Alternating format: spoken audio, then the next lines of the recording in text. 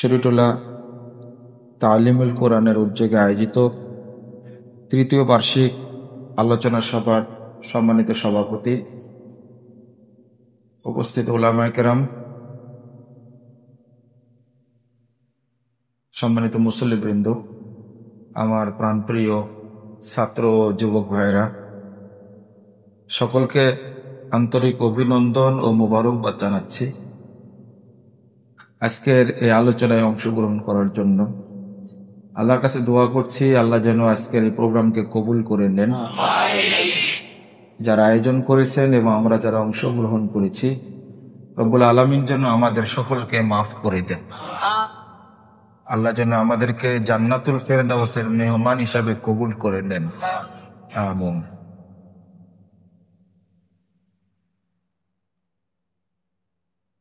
অতীব সুন্দর লাগছে আপনাদের উপস্থিতি দেখে। এই ব্যস্ততম শহরে, রাজধানীর প্রাণ কেন্দ্রে আপনারা এত রাত যাবৎ উপস্থিত থাকবেন, এটা আমরা চাওয়ার চেয়ে বেশি পাওয়ার মতো। এই জন্য হাদিসটা আমি বেশি বেশি বলি, যারা এ ধরনের মাজলিসে অংশগ্রহণ করেন, প্রথমত আল্লাহ রাব্বুল আলামিন তাদের পাপগুলোকে ক্ষমা করে দেন। দ্বিতীয়ত আল্লাহ তাদের পাপগুলোকে নেকি দ্বারা পরিবর্তন করে দেন। তৃতীয়ত এই মাজলিসে এসে আল্লাহর কাছে যা চাওয়া হয় আল্লাহ তাই কবুল করেন। সহিহ বুখারী মুসলিমের হাদিস।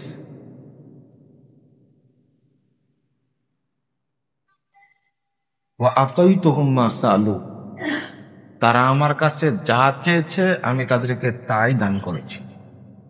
এটা সরাসরি আল্লাহর কথা।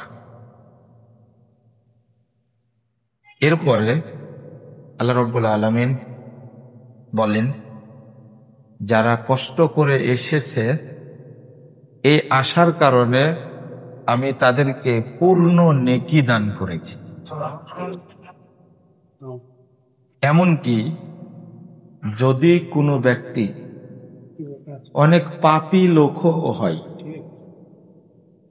সেই পাপী মানুষটাও যদি এসে বসে পড়ে, ফেরেশতারা অভিযোগ করেছেন যে এক ব্যক্তি এসে বসে গেছে, ইন্নামা মাররা ফাজালাসা মাহুম, ও প্রোগ্রাম শুনতে আসেন, এদিক দিয়ে যাচ্ছিল, লোকগুলো দেখে বসে গেছে, আপনি কি তাকেও মাফ করে দিলেন? আল্লাহ বলছেন, ওয়ালাহু গাফারতু, আমি ওকেও মাফ করে দিয়েছি। হুমুন জুলাসা, তারা এমন কিছু মানুষ বসে আছে, লা ইয়াশকা বিহিম জালিসুহুম, এর মধ্যে এসে যেই বসবে আমি আল্লাহ তাকেই মাফ করে দিই। কি সুন্দর কথা! আল্লাহ যেন আমাদের কবুল করে নেন। হালাল হারাম ইসলামে বিষয়টা খুব ব্যাপক। তো হালাল খাওয়ার লোক নাই বললেই চলে। আমরা যারা অধিকাংশ মানুষই হারামের সাথে জড়িত, আলিয়াযু বিল্লাহ। এজন্য হারামগুলো কি এগুলো একটু শুনে নি আমরা, মানে কে কিভাবে যে হারাম খাচ্ছি আমরা।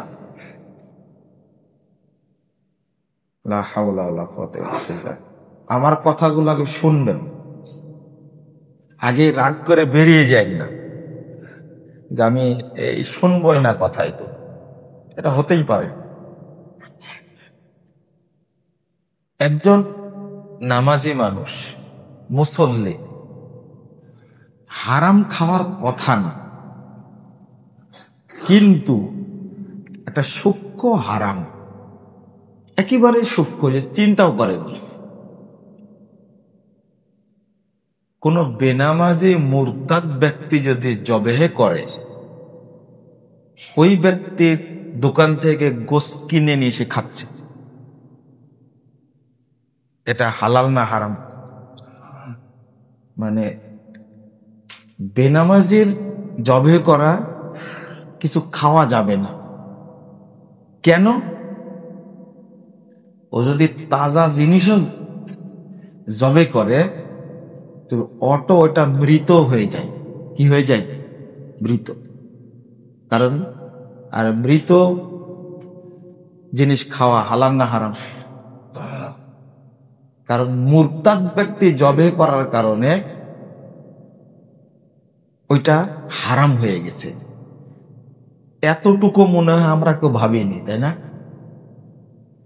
এতটুকু ভাবিনি যে হয়তো খাওয়া যাবে না, গুনাহ হতে পারে, কিন্তু বস্তুটাই যে হারাম এটা মনে ভাবিনি, তাই না? এমনকি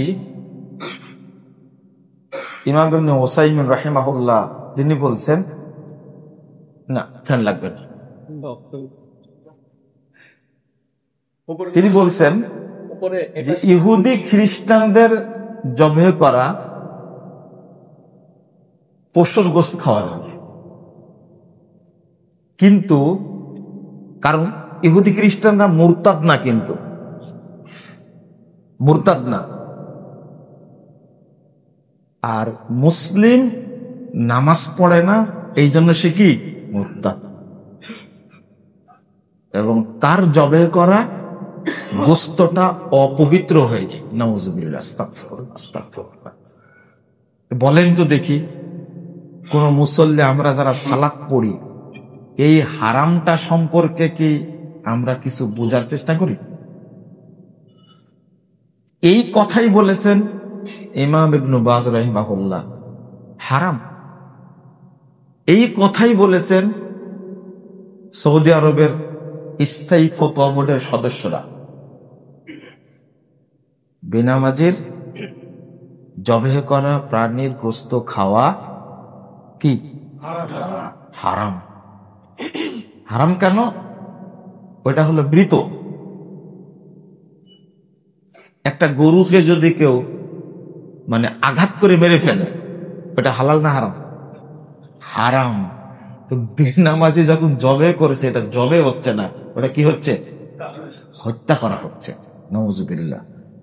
তো আমি শুরুতেই কথাটা বলে নিলাম কেন, এত সূক্ষ্মভাবে আমরা হারাম কিছু খাচ্ছি কিন্তু নিজে খেয়াল করি। আর ছোট্ট জিনিসকে আমরা অতটা গুরুত্ব দেই না। হারাম ছোট জিনিস, আর বড় বড় যত আছে সেগুলো কি? যেমন আমি আমার বোনের সম্পদ ভোগ করছি, এটা কি হারাম। এটা সবাই জানে হারাম, তাই না? তারপরে ভোগ করি কেন? তারপরে আর একটা জিনিস বলি, আমি আগেই বলেছি, কথা শোনেন, রাগ করলেও শুনে তারপরে যাবে। সূক্ষ্ম জিনিস একটা, আমরা দোকান ভাড়া দিয়েছি, সিকিউরিটি নিছি, তাই না?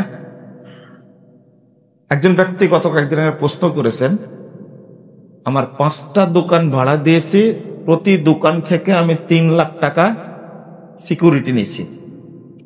তিনি যখন দোকান ছেড়ে দিয়ে চলে যাবেন, ওই 3 লাখ টাকা তিনি নিয়ে যাবেন।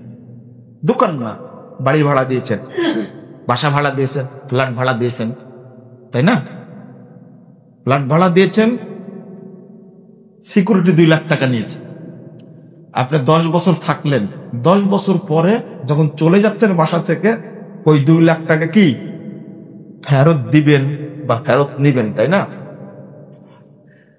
এটা একটা তাজা হারাম ব্যবসা, মরা হারাম না, এটা একটা তাজা হারাম।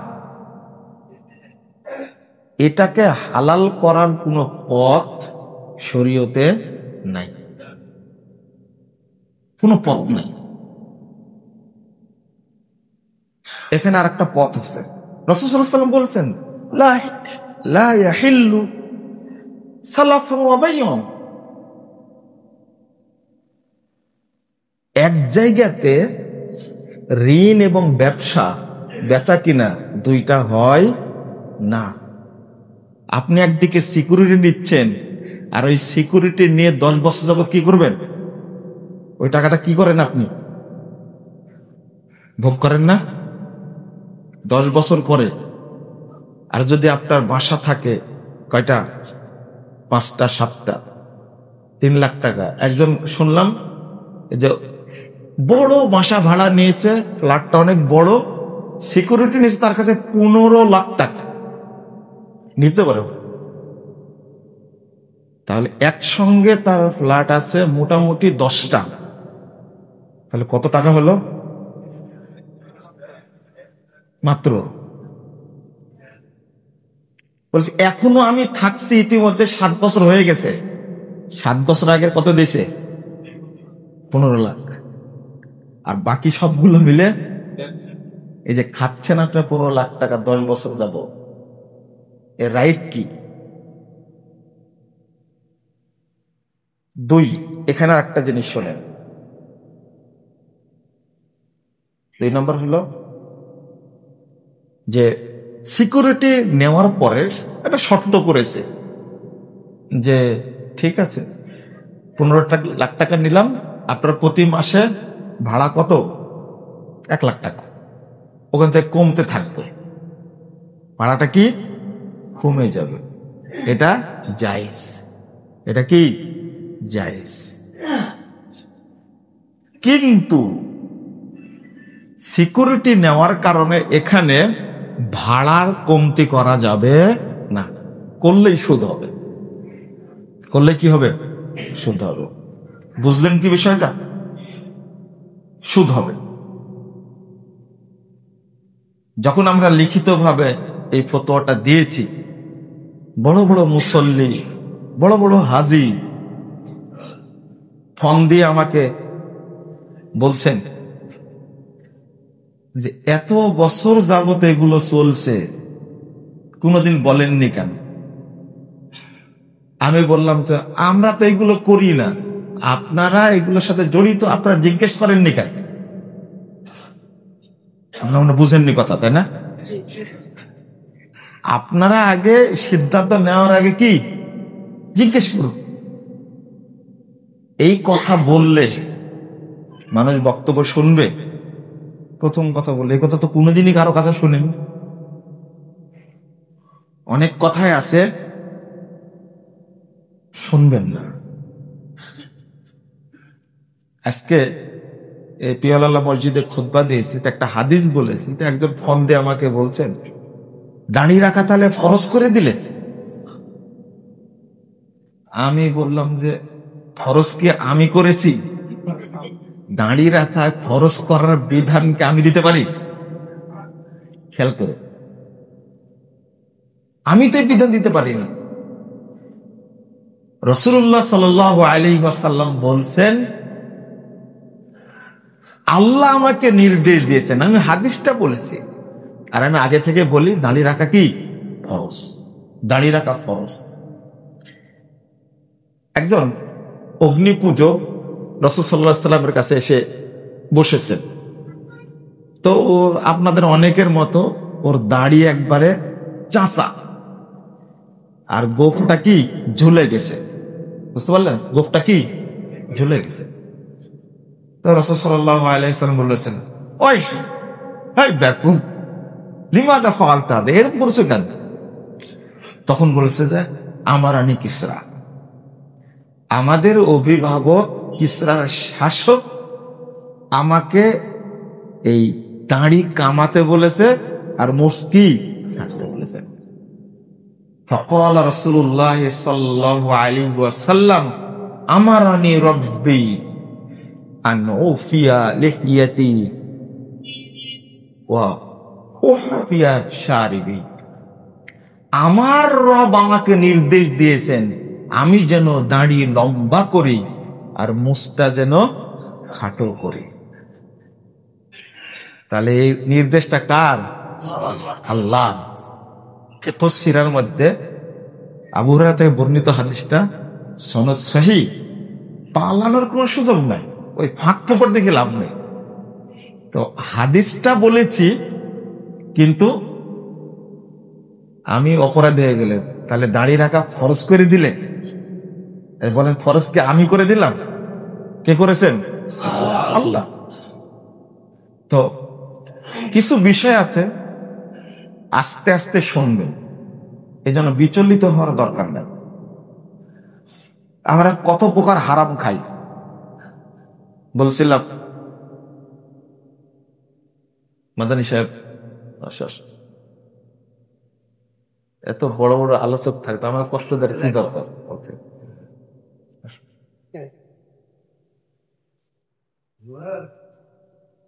আমরা হারামের সাথে যেভাবে জড়িত হয়েছি, একজন ব্যক্তি বইয়ের ব্যবসা করছে, কিসের দোকান? বইয়ের দোকান দিছে। ওই দোকানে ফাজাইলা আমুল মানে ভেজালে আমুল বিক্রি করছে ইলিয়াস সাহেব, যেটা সুফিবাদে ভর্তি, মাথায় টুপি আছে। এই বই বিক্রি করে রুজি ইনকাম করে কোনোদিনই হালাল হবে না। সুফিবাদটা হলো কুফরি মতবাদ, একটু ভালো করে শুনুন। সুফিবাদটা হলো কুফরি মতবাদ, মাথায় টুপি, মুখে দাড়ি, কিন্তু বইটা বিক্রি করছে উপন্যাস, যৌন উপন্যাস দেখতে বলে, নামাজ পড়ে, বাট রুজিটা কি হারাম। তা বর্তমানে যেগুলো উপন্যাস ব্যবহার হয়েছে, বের হয়েছে, এগুলো একটাও কি কোনো মুসলিম পুরুষ নারী পড়তে পারবে? একটাও পড়তে পারবে না। কিছু বলে ইসলামী উপন্যাস আছে, বোরকা পরা সেই মেয়েটি, এই বই পড়লে ঈমান আরো নষ্ট হবে, আমি পড়েছি এটা। বুঝেননি কথা? আপনি নামাজি মানুষ, পরহেজগার মানুষ, লাইব্রেরিতে বসে ব্যবসাটা করছেন, আর যারা হারামের সাথে অনর্গল জড়িত, সুদের মধ্যে আছে, ঘুষের মধ্যে আছে, তাদেরকে বাঁচানো বেশি জরুরি না নামাজিকে বাঁচানো বেশি জরুরি? আমার আপনার ভাই, তাদেরকে বাঁচানো বেশি জরুরি। আপনি এটার ব্যবসা করতে গেলেন কেন? তসবি বিক্রি করে কোনোদিন রুজি হালাল হবে না। তসবি বুঝেন তো?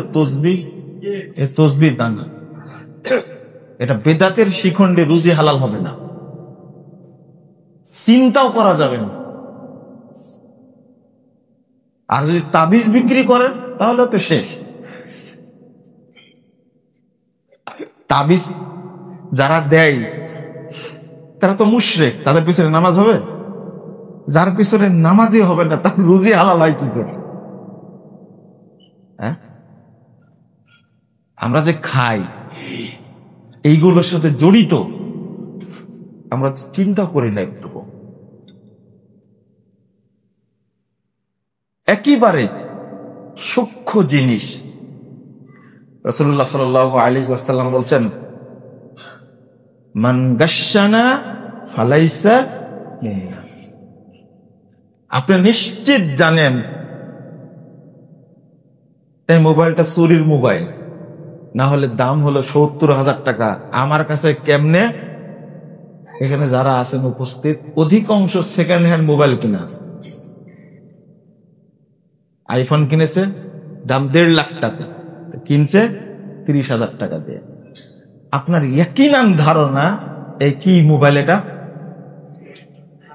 আপনার বলেন, আমি বলবো না। চোরাই। আপনি কিনলেন কেন? ব্যবহার করছেন কেন? হারাম। যদি কেউ বুঝতে পারে এটা চোরাই পথে আসছে, তাহলে এই জিনিস কিনা হারাম, ব্যবহার করা হারাম, খাওয়া হারাম। আপনি মুমিন, এই ফতোয়াটা একটু এই আলোচনাটা একটু আপনি রাষ্ট্রীয় কোন টেলিভিশনে বলেন, কিছু হলেও তো সতর্ক হওয়ার মানুষ আছে, তাই না? তারা জানতে পারবে, তারা জানতে পারবে। আর ব্যাংকে টাকা রেখে কোন হুজুর নাকি বলেছে যে ইন্টারেস্ট না, এগুলো কি বোনাস, গিফট, হাদিয়া, সুদের নাম দিয়েছে হাদিয়া। কত বড় হারাম!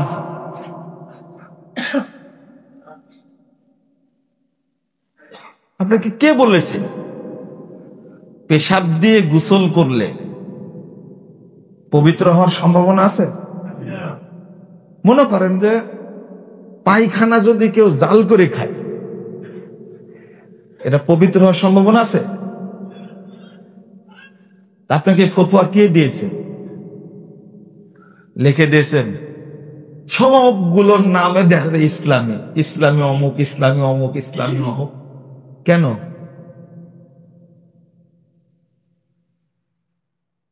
এত মক্কা হাসপাতাল, মদিনা হাসপাতাল, জমজম হাসপাতাল, তাই না?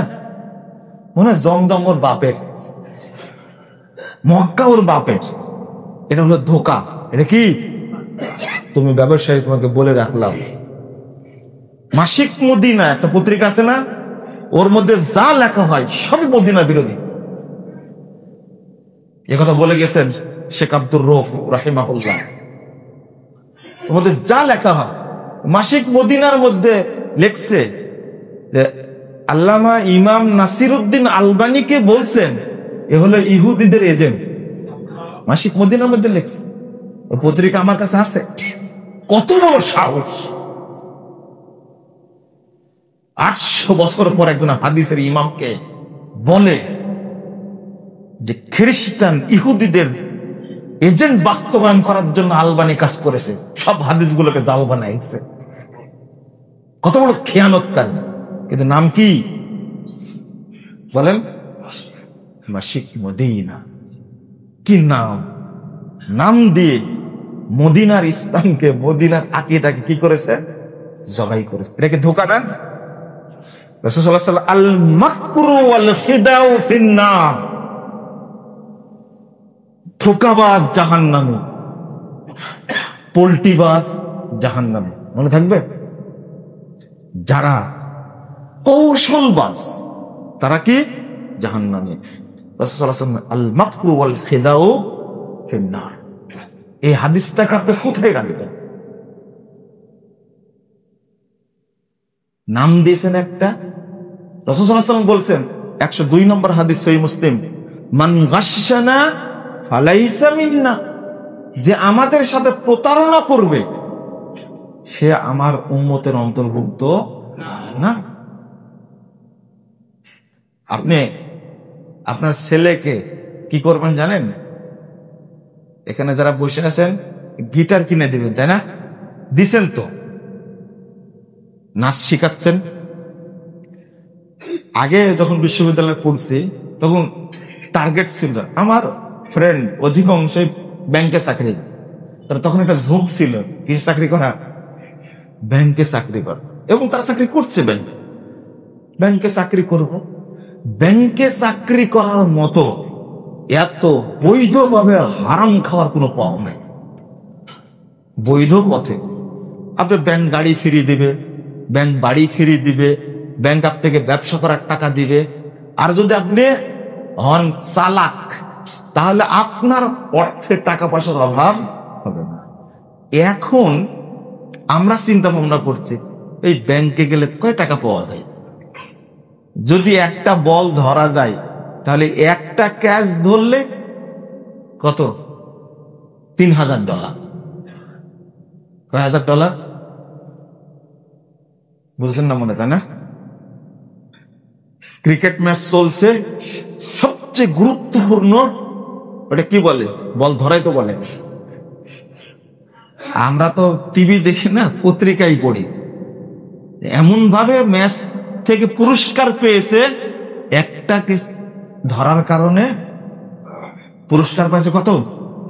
$3000। খামাখা কলমের খোসা দিয়ে টাকা কামানোর কি দরকার? বৈধ পথে কামাবে। এখন সবাই চিন্তা করছে ছেলেদের হয় ক্রিকেটার বানাতে হবে, না নায়িকা বা কে নায়ক বা নায়িকা বানাতে হবে, তাই না? লা হাওলা ওয়ালা কুওয়াতা ইল্লা বিল্লাহ, আস্তাগফিরুল্লাহ। এখন থেকে প্রস্তুতি নিচ্ছেন। হালাল না হারাম সবাই একমত, তাই না? আজমান নাস, সবাই একমত এটা হারাম, কিন্তু ভিতরে ভিতরে সবাই কি প্রস্তুতি নিচ্ছে। আবার মেসেজ দিচ্ছে, আলহামদুলিল্লাহ আমার মেয়েটা আজকে নাচে ফার্স্ট হয়েছে।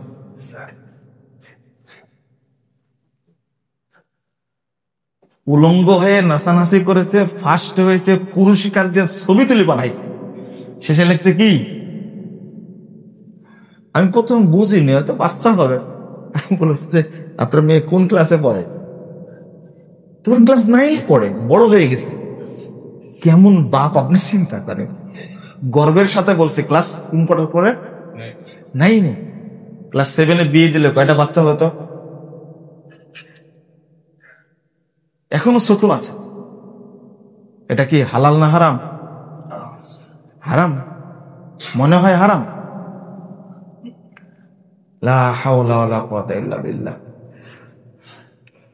তাহলে আমরা যারা এইভাবে হারামের সাথে জড়িত হয়ে গেছি, আল্লাহ রাব্বুল আলামিন বলছেন 168 নম্বর আয়াত সূরা বাকারা, ইয়া আইয়ুহান নাস। এখানে মানুষ বলেছেন, মুমিন বলেন। হে মানব মণ্ডলী, কুলু মিম্মা ফিল আরদি হালালান তাইয়্যিবা। দেখেন আল্লাহ কিভাবে উল্লেখ করছেন, তোমরা জমিন থেকে যা তা হালালটা খাও, তাইয়্যিবটা খাও। ওয়ালা তাত্তাবিউ খুতুওয়াতিশ শাইতান। হারামের যত পথ আছে সব পথ হলো শয়তানের পথ। কার পথ? সব শয়তানের পথ। আমরা তার মধ্যে ঢুকে পড়েছি, আর এমন ভাবে ধোঁকা দিচ্ছি। আমি একজন ব্যাংকারকে বললাম, ওই যে পথ খুতুওয়াতিশ শয়তান। আমি একজন বলছেন যে আপনি ব্যাংকের ব্যাপারে বেশি কড়া কথা বলেন, তা আমাকে বুঝান। আপনারা একটা জিনিস বুঝেন, দেখি আপনাদের মাথায় ঠিক আছে কিনা, এই রুলটা বুঝেন তো দেখি পারেন কিনা। আপনি একটা মোটরসাইকেল কিনে নিচ্ছেন, গাড়ি কিনে নিচ্ছেন, কার কাছ থেকে? শোরুম থেকে, তাই না? কে কিনে দিচ্ছে? ব্যাংক। ব্যাংক কিনে দিচ্ছে। এই মাসালাটা আজকে বুঝতে হবে, সব ভুলে গেলে বুঝতে হবে, এটা সূক্ষ্ম পথ। একদিকে শুনছেন ব্যাংকের শর্ত হলো যদি বাকি নেয় তাহলে দাম পড়বে 40 লাখ, আর নগদ নিলে 37 লাখ। কত? 3 লাখ কম বাড়। আর 60 কিস্তিতে টাকাটা কি করবে? পরিশোধ করবে। তাহলে কয় লাখ হলো? 3 লাখ। আমি কম বললাম, মনে আরো বেশি। বাকি নিলে, কিস্তিতে নিলে আরো বেশি। এটা জায়েজ, গোটা বাংলাদেশ জায়েজ করে নিচ্ছে, তাই না? হ্যাঁ, একটা হাদিস আছে, বাকি বিক্রিতে এক দাম, নগদ বিক্রিতে এক দাম। এটা কিন্তু হাদিস, এটা হাদিস। তবে হতে হবে দোকানদার এবং কাস্টমার উভয়ের মাঝে, দোকানদার এবং কাস্টমার। হ্যাঁ, একদম মোটরসাইকেল বিক্রেতা সে যদি আপনাকে সরাসরি দেয় যে ঠিক আছে, যদি আপনি নগদ নেন তাহলে 2 লাখ টাকা, আর যদি বাকিতে কিস্তিতে নিতে চান তাহলে 2,20,000 বা 2,30,000 কিস্তিতে নিলে। আপনি আর দোকানদার, টাকাটা সরাসরি কে পাবে? দোকানদার। জায়েজ, এটা জায়েজ। কিন্তু মাঝখানে দুলাভাই ঢুকে গেছে। কে ঢুকে গেছে বুঝছেন কি? আমি সরাসরি নাম বললাম না, কি বলেছে? দুলাভাই তো ভালো শব্দ। দুলাভাই ঢুকে গেছে। ওই দুলাভাই টাকা দিচ্ছে, টাকা দিচ্ছে, আপনাকে মোটরসাইকেল কিনে দিল, ওই 30,000 টাকা দোকানদারও পাচ্ছে না, আর কি কাস্টমারও পাচ্ছে না। পর কাস্টমার দিচ্ছে, খাচ্ছে কে? দুলাভাই। এই তৃতীয় পক্ষ, এইটা হলো হারাম। এটাই তো চলছে, তাই না? এটা চলে না? এটা চলছে। কত সুন্দর পরহেজগার হাজি মানুষ, 5 বার হজ করেছে, দাড়ি টুপি দেখে মনে হয় সারাদিন মসজিদে থাকে, কিন্তু খাচ্ছে কি? হারাম। ওয়ালা তাত্তাবিউ খুতুওয়াতিশ শাইতান। যত সূক্ষ্ম পথ দেখা দিছে, কে দেখাচ্ছে? সব ইবলিস। সব পথ ইবলিস দেখাইছে। এখন আপনি বলবেন বাঁচবো কি করে? আল্লাহ আপনার কথায় উত্তর দিয়েছেন, কুল লা ইয়াস্তাবিল খাবিস ওয়াত তাইয়্যিব ওয়ালাউ আ'জাবাকা কাসরাতুল খাবিস ফাত্তাকুল্লাহ। আল্লাহ বলছেন, তুমি বলো হালাল আর হারাম, পবিত্র আর অপবিত্র এক জিনিস না।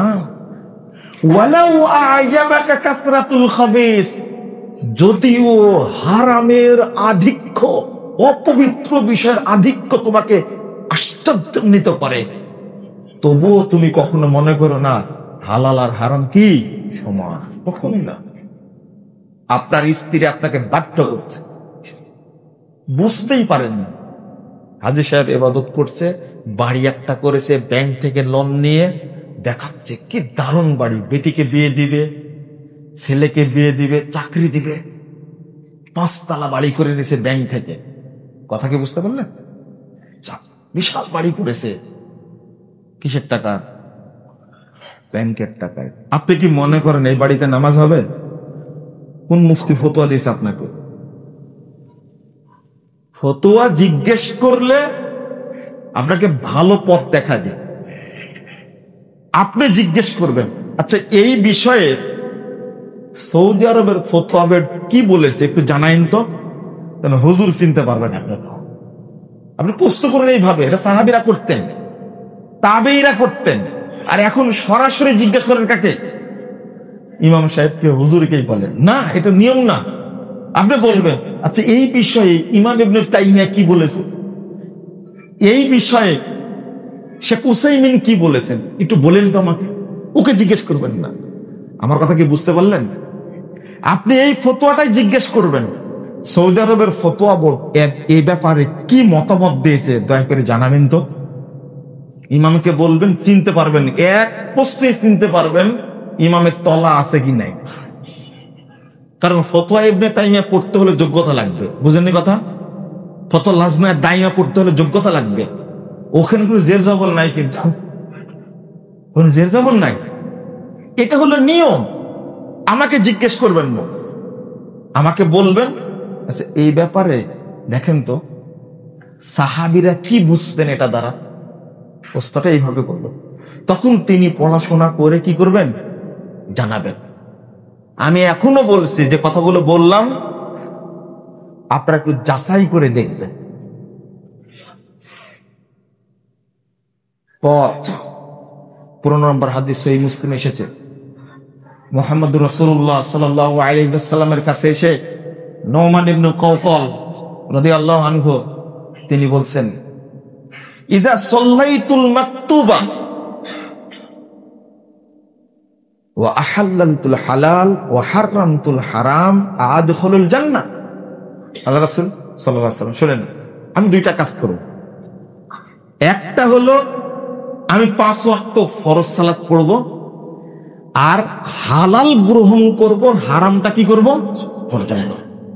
হালাল গ্রহণ করব, হারামটা কি করব বর্জন করব। আদখুলুল জান্নাহ। এই 2টা কাজ করলে কি আমি জান্নাতে যেতে পারবো? রাসূল সাল্লাল্লাহু আলাইহি ওয়াসাল্লাম বলছেন, না, তোমার জন্য জান্নাত রেডি, খালি করেই দেখেন পারেন কিনা। 5 ওয়াক্ত সালাত জামাতের সাথে পড়বেন, আউয়াল ওয়াক্তে জামাতের সাথে পড়বেন 5 ওয়াক্ত সালাত, আর হালাল খাবেন, হারাম বর্জন করবেন। এই 2টা পথ অবলম্বন করলেন আপনি যাবতীয় অনিষ্টতা থেকে আল্লাহ আপনাকে রক্ষা করবেন ইনশাআল্লাহ। খুব গুরুত্বপূর্ণ।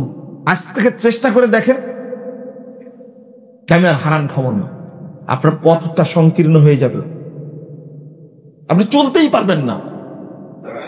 রাসূল সাল্লাল্লাহু আলাইহি ওয়াসাল্লাম বলছেন, যদি ছোট্ট একটা চাদর, ছোট্ট একটা চাদর, আমি বলেছি না ওই বড় বড় হারামখোরদের কথা না, নাই বললাম।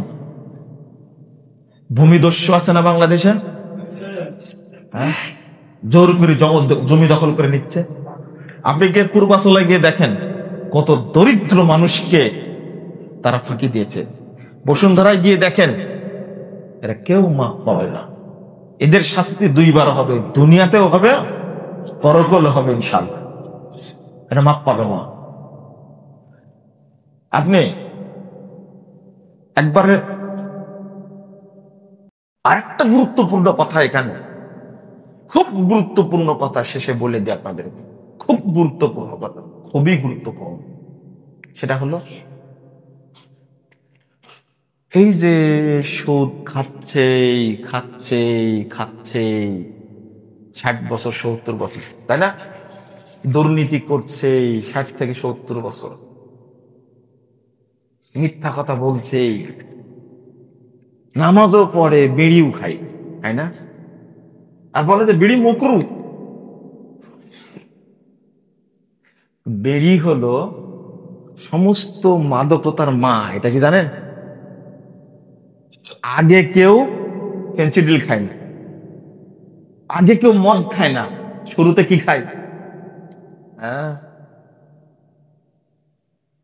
এই বিড়ি থেকে শুরু হয়, শেষে বাদ বাকি সব খায়। কেউ বাবা কি প্রথম খায়? আমি বাবা বলতে চিন্তা নেই, জেলখানায় শুনতে শুনতে শুনতে অনেকদিন শুনে শেষের দিকে বাবা বলতে কি বুঝে, যাকে জিজ্ঞেস করেছে সে মন্ততে 2 মিনিট হাসছে। আপনারা যে আলোচনা করেছেন সব জায়গায় বাবা বিক্রি করেন, বাবা বাবা বিক্রিটা বুঝতাম না। এই মানে ইয়াবাটা কি হয়ে গেছে, বাবা হয়ে গেছে, এটা প্রচলিত ভাষা। কারণ এই বাবা না খেলেও ঠিক থাকতে পারে না, মূল। কেউ একটা বাবা বিক্রি হয় জেলখানায় 5,000 7,000 একটা ট্যাবলেট, কারণ ওই এক ট্যাবলেট না খেলে সারা রাত কি করতে পারবে না।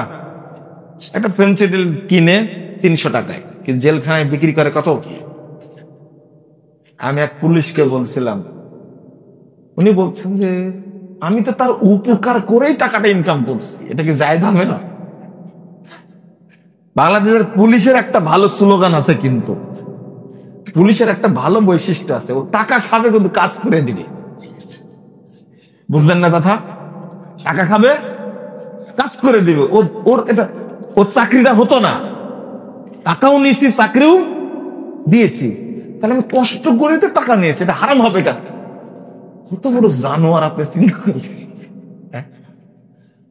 আস্তাগফিরুল্লাহ, হালাল করে নিচ্ছে, এইভাবেই চালু আছে হারাম।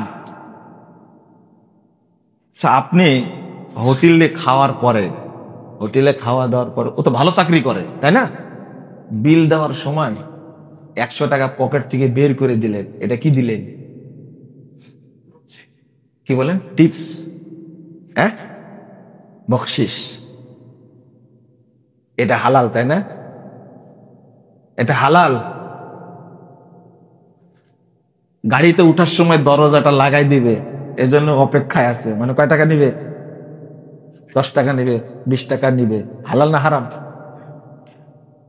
1500 বছর পূর্বে মুহাম্মদুর রাসূলুল্লাহ সাল্লাল্লাহু আলাইহি ওয়াসাল্লাম বলেছেন, হাদায়াউল উম্মাত গুলুল, যারা কর্মচারী তাদের হাদিয়া নেওয়া মানে হারাম খাওয়া। আজকের কথা না, আপনার দেওয়াটাও হারাম, খাওয়াটাও কি? তো বলবেন তুমি তো কর্মচারী, তুমি বেতন পাওয়া, তুমি এই 10 টাকার জন্য বসে আছো। ওই যে বললাম, আমার ওয়াজ কেউ শুনবে না, ও বলবে এই 10 টাকা দিত, এটাও বন্ধ করে দিলে। আর এক বক্তা হারাম খাচ্ছে কিভাবে, চিন্তা করছেন?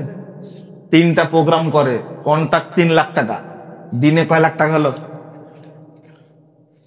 এই হুজুর যদি এত বড় হারামখোর হয়, তো ওয়াজ করে হারাম খাচ্ছে, তাও যেগুলো বলে এইগুলো সব ইবলিসি কথা বলে।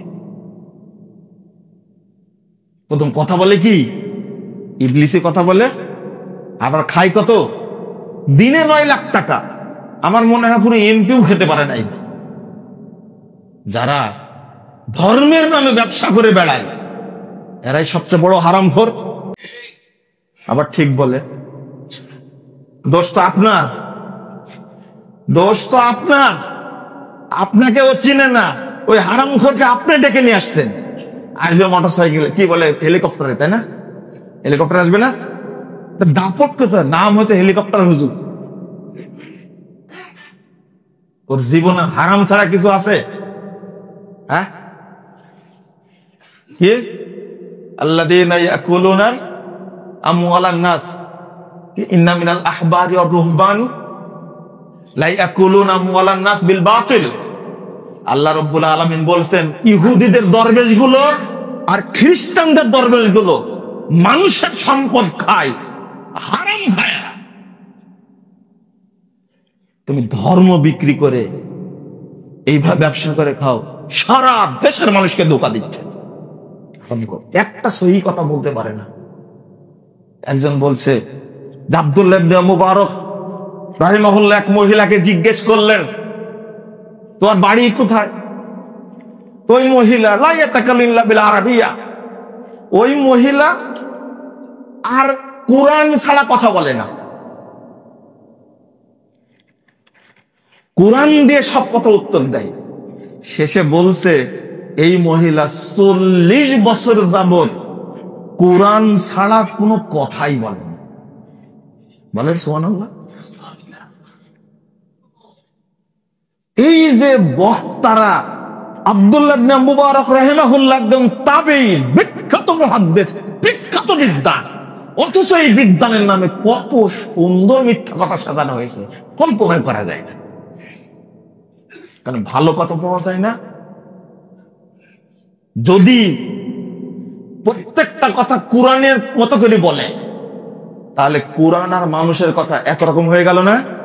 ইমাম ইবনে কুদামা রাহিমাহুল্লাহ কত যুগ আগে বলে গেছে, কেউ যদি কোরআনের ভাষাকে নিজের ভাষার মতো মনে করে তাহলে কি হবে? হারাম, এটা কুফরি একটা ঘটনা বলে একবার শেষ করে দিল। অথচ ঘটনা কি? টোটালি মিথ্যাচার, জাল কথা। আমি কাদেরকে বলছি? কি সুন্দর ওয়াজ করছে যে স্ত্রীর নিচের ঠোঁটে যদি চুমু দেয় স্বামী, তাহলে কবুল উমরার নেকি। আমার টাইম শেষ হয়ে গেছে, এই 4 মিনিট চলে গেছে, খেয়াল করেন।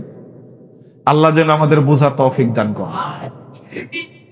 পড়েন, আল্লাহুম্মা ইন্নী আসআলুকা ইলমান নাফিআ ওয়া রিজকান তাইয়্যিব ওয়া আমালান মুতাকাব্বাল।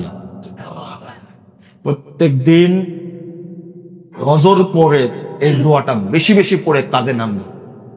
ফজর পরে ঘুমাবেন না। মুখস্থ কার কার আছে? হাত তোলেন তো। মাশাআল্লাহ, অনেকেরই তো মুখস্থ আছে।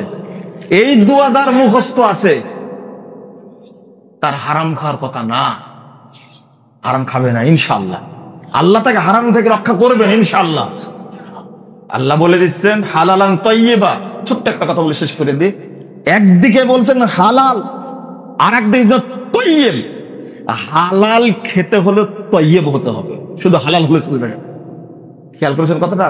শুধু হালাল হলে চলবে না, তাইয়্যিব হতে হবে, তাইয়্যিব হতে হবে। মনে করেন একটা বড় রুই মাছ কিনলেন, 8 কেজি ওজনে, লাল হয়ে গেছে। এই রুই মাছ হালাল না হারাম? হালাল না? মাছ কি হালাল। কিন্তু বাসায় নিয়ে এসছে যখন, আপনার ওয়াইফ কিন্তু ভালো মানুষ, বলছে এই আজকে বলে 15ই আগস্ট, বেতন তো পাওনি, এত বড় মাছ কিনলে কোথা থেকে? তো বলে না। তার আপনার স্ত্রীর আগ্রহ নাই, আরে তুমি আগে রান্না করো পরে বলবো। আপনার স্ত্রীর আগ্রহ নাই। আরে তুমি আগে বলো এই রুই মাছ কোথায় পেল, বলতে চাই না। বলেন তো এই রুই মাছ হালাল না হারাম? দেখেন জিনিসটা হালাল কিন্তু তাইয়্যিব না। আল্লাহু আকবার। হালালান তাইয়্যিবা, শুধু হালাল হলে হবে না, কি হতে হবে? তাইয়্যিব হতে হবে। এর মধ্যে যে কত গুরুত্বপূর্ণ জিনিস নিহিত আছে, কত গুরুত্বপূর্ণ। গরু জবাই করলেন, গরু হালাল না হারাম? জবাই করেছে বেনামাজি, কি হয়ে গেল? হারাম। অনেক মানুষের ডাক্তার বলে দিয়েছে হার্টের রোগী গরুর গোশত খাওয়া যাবে না। গরুর গোশত হালাল, কিন্তু আমার জন্য কি না? তাইয়্যিব না, উপযোগী। আল্লাহ কত আগে বলে দিয়েছেন। মুহাম্মদুর রাসূলুল্লাহ সাল্লাল্লাহু আলাইহি ওয়াসাল্লাম দোয়া করছেন, আল্লাহ শিখিয়ে দিয়েছেন। দোয়াটা আবার বলেন, আল্লাহুম্মা ইন্নী আসআলুকা ইলমান নাফিআ ওয়া রিজকান তাইয়্যিবা ওয়া আমালান মুতাকাব্বালা। একটু খেয়াল করেছেন? রুজি তাইয়্যিব না হলে আমল কবুল হবে না। এই দোয়াই ইঙ্গিত দিয়ে দিয়েছেন, দোয়ার মধ্যে আল্লাহ বলে দিয়েছেন তাইয়্যিব বলা হলে রিজকান তাইয়্যিবা, আর হালাল দরকার নাই।